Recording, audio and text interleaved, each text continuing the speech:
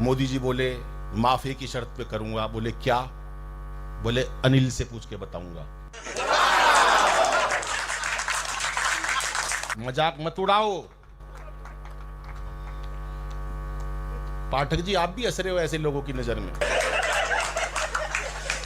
मेरे पास टेलीफोन आया मोदी जी का, अनिल भाई। जय श्री राम गाइस, कैसे हैं आप? मेरे लक्ष्मी व्लॉग में आपका स्वागत है। गाइस मैं आशा करती हूँ कि आप सब ठीक होंगे और मैं भी ठीक हूँ। और आज फिर मेरी तरफ से आप सबको हैप्पी दशहरा। दशहरे की बहुत बहुत शुभकामनाएं। हम भी दशहरा देखने गए हुए थे, आज वीडियो नहीं बना पाई। आज सुबह सुबह पहले नौमी की कंजके की, क्योंकि नौमी और दशहरा इकट्ठा मना रहे थे सब, तो हम भी नवमी करते हैं, नवमी को कंजके करके और दशहरा शाम को देखने चले गए। लेट हो गए वीडियो में भी आज लॉन्ग वीडियो डालने में, इसलिए देखिए मैं वीडियो डालने जा रही हूँ आज की 80 का पिटारा देखने के लिए। तैयार हो जब, अब टाइम ना वेस्ट करते हुए हम चलते हैं वीडियो की तरफ। और गाइस देखिए मैं खा रही हूँ ये पॉपकॉर्न कुरकुरे मक्की के, आप भी खा लीजिए। चलो चलते हैं टाइम ना वेस्ट करते हुए अपनी वीडियो की तरफ। सुन लो, अभी खुश होने की ज़्यादा जरूरत नहीं है, क्योंकि अभी राहुल भाई की बात करनी है मेरे को। हमारे विनोद भाई का कोई मुकाबला नहीं। इतना सहज व्यक्ति मैंने नहीं देखा। मैं आया, बोले अनिल भाई क्या लेगा? मैंने कहा कॉफ़ी पी लेते हैं। दोनों कॉफ़ी पीने लगे। इनकी कॉफ़ी में मक्खी। मैं बोला भाई साहब आपकी कॉफ़ी में मक्खी पड़ी है। बोला पड़ी रहने दे साड़ी, कितना पी लेगी। सारी कॉफ़ी खींच गए भाई साहब, एक बूंद नहीं छोड़ी। इतना मस्त आदमी मिलते नहीं है जल्दी से।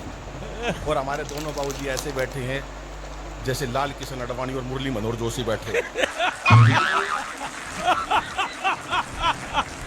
कोई पूछ नहीं, कोई ताछ नहीं। दोनों न्यारे बिठा रखे बाबूजी, बिल्कुल बहुत मादी आदर मान सम्मान आपका कोई मुकाबला नहीं। आपके चेहरे की मुस्कुराहट लेकिन मुझे बहुत अच्छी लग रही है। ये होता रहता भाई साहब, ये गुटबंदी होती है। हमारे कलाम साहब थे, कितने बड़े नेता थे, देश के लिए क्या करा।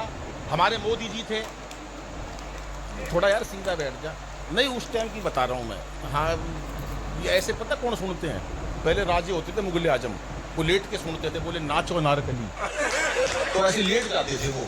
तो मैं बता रहा हूँ भाई साहब, कलाम जी की जब अटल बिहारी जी प्रधानमंत्री थे, पोखरण विस्फोट हुआ, कलाम जी ने वो काम किया हमारे देश के लिए, उनको कोटि नमन है। अटल बिहारी जी को कोटि कोटि नमन है, वो हमारे देश के बड़े नेता थे।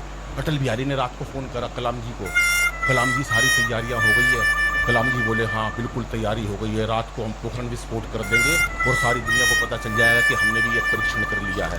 बोले किसी, लेकिन वो बोले सब बात गुप्त रहनी चाहिए। कलाम जी बोले अटल जी से कोई ये लीक नहीं होनी चाहिए। अटल जी बोले लीक कहाँ सी होगी, ना तेरा ब्याह हो या ना मेरा।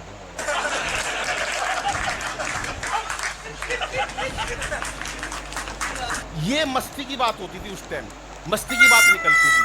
अब सुनो साहब, उसके बाद हमारे सैनिक मारे गए, पाकिस्तान बौखला गया। पाकिस्तान ने कहा कि गलती मान लो। उन्होंने मोदी जी से कहा मोदी जी हमारी गलती हो गई। मोदी जी बोले कोई गलती वलती नहीं, तुम मक्कार आदमी हो। बोले हमें माफ़ कर दो, हम कभी दोबारा ऐसा नहीं करेंगे। बोले ठीक है, तो आपने माफ़ कर दिया। मोदी जी बोले नहीं, माफ़ जब करूँगा। बोले कब? अगर आपको यकीन आ जाए तो तालियों से बताना कि आपके मंच पर कौन खड़ा है। मोदी जी बोले माफ़ एक ही शर्त पे करूँगा। बोले क्या? बोले अनिल से पूछ के बताऊँगा। मजाक मत उड़ाओ। पाठक जी आप भी हंस रहे हो ऐसे लोगों की नज़र में।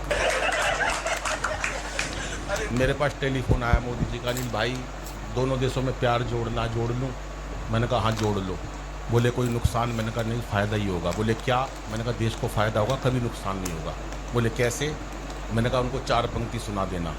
अब इन पंक्तियों पर आपको थोड़ा सा धैर्य रखना पड़ेगा, बाकी पब्लिक बहुत ताली बजाएगी, आपको थोड़ा सोचना पड़ेगा, लेकिन आप बजाओगे तो मुझे अच्छा लगेगा। सारे लोग तैयार रहना, पाठक जी के स्वागत में ताली बजानी हमारे को। मैंने उनको 4 पंक्ति दी मोदी जी को। मैंने कहा मोदी जी 4 पंक्ति सुना देना पाकिस्तान को, और दोनों देशों में प्यार जोड़ लो, लड़ाई में कुछ नहीं रखा। बोले तेरे पास क्या इलाज है? मैंने कहा मेरे पास बहुत बढ़िया इलाज है, प्यार भी बढ़ेगा और एकता भी बढ़ेगी। बोले तेरे पास कैसा इलाज है? मैंने कहा मैं सुनाता हूँ, सुनिए 4 पंक्ति कि जो भी है तकरार की बातें दिल से सभी भुला देंगे, जो भी है तकरार की बातें दिल से सभी भुला देंगे, और पाक से दुल्हन आते ही सारा कश्मीर सजा देंगे।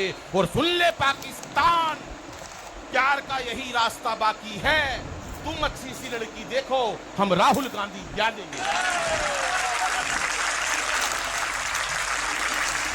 क्या बात है, ये अच्छी बात है। राहुल का बयान सारे राजी है, बाकी से काम हो गया।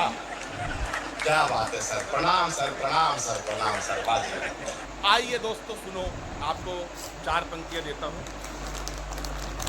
सीधी सीधी एक कविता सुनाता हूं मैं हास्य की। एक हास्य की कविता सुनिए साहब, जो कविता पूरे देश में वायरल हुई, मस्ती की कविता सुनाता हूं। अच्छा, हमारे हरियाणा में क्या होता है भाई साहब, बच्चे बड़े मस्त होते हैं।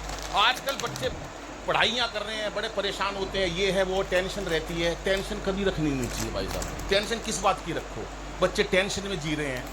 मैं स्कूल गया, पढ़ा, बहुत पढ़ा रहा, कभी नहीं पढ़ा। पढ़े रहो, स्कूल जाओ तो पढ़ो क्यों? ज़्यादा पढ़ जाओगे तो क्या बनोगे? ज़्यादा पढ़ जाओगे तो चतुर्वेदी समाज के प्रधान बन जाओगे, कोई फायदा नहीं है।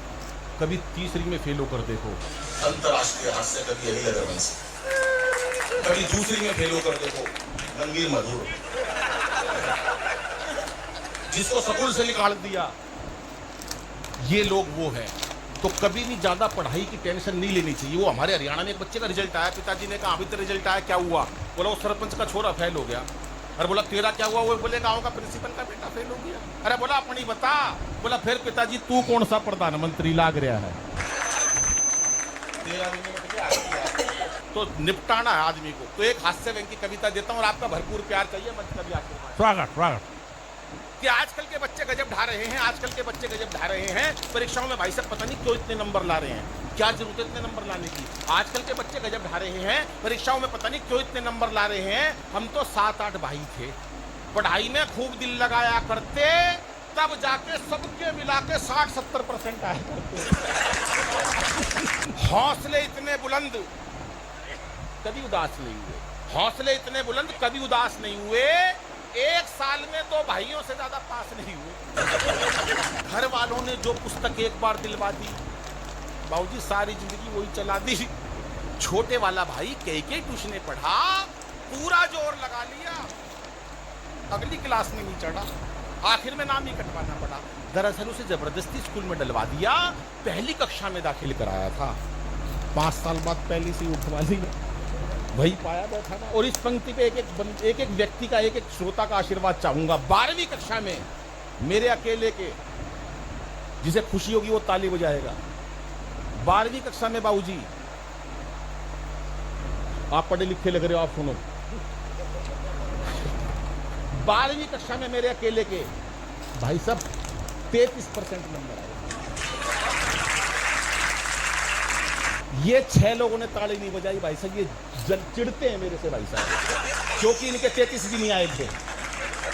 12वीं मेरे अकेले के 33% नंबर आए थे। घर वालों ने जश्न मनाए थे। कैसे जश्न मनाए सुनो। जब मैं रिजल्ट देखकर घर लौटा तो अद्भुत घड़ी थी, बड़ी बुआ दरवाजे पे आरती का थाली लिए खड़ी थी पूजा करने के लिए। कहने लगी बच्चे ने इतिहास रच दिया। बुआ बोली बच्चे ने इतिहास रच दिया, और इसी खुशी में सवेरे की सवामणी, शाम का भंडारा रख दिया। तालियां इस बात पर बजनी चाहिए साहब कि आज पहले 33% के भी भंडारे होते थे, और आज बच्चे 80% को भी आत्महत्या कर लेते हैं। पहले की बात देखिए साहब, हम समाज को कहाँ ले गए हैं। बड़ी बुआ दरवाजे पे आरती का थाल लिए खड़ी थी। कहने लगी बच्चे ने इतिहास रच दिया, इसी खुशी में सवेरे की सवामणी, शाम का भंडारा रख दिया।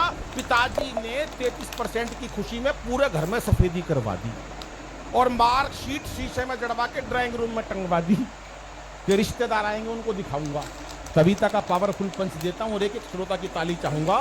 बड़ी अम्मा ने तो यहाँ तक कह दिया, दादी माँ ने तो यहाँ तक कह दिया, अब जब तक इस बच्चे की पढ़ाई चलेगी, घर में देसी घी की अखंड जोत जलेगी।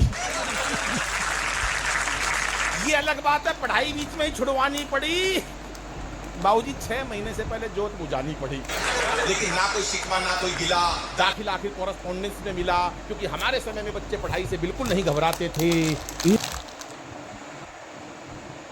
तो गाइस देखा आज आपने हमारा हंसी का पिटारा, आपको कैसा लगा? आप मेरे कमेंट में बताएं।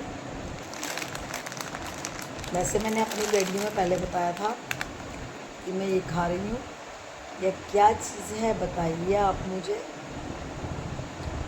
कमेंट में बताएं। मेरी वीडियो पसंद होती है लाइक से सब्सक्राइब कीजिए। ऐसी वीडियो लेकर फिर हाजिर होंगे। जय श्री राम, जय जय हनुमान।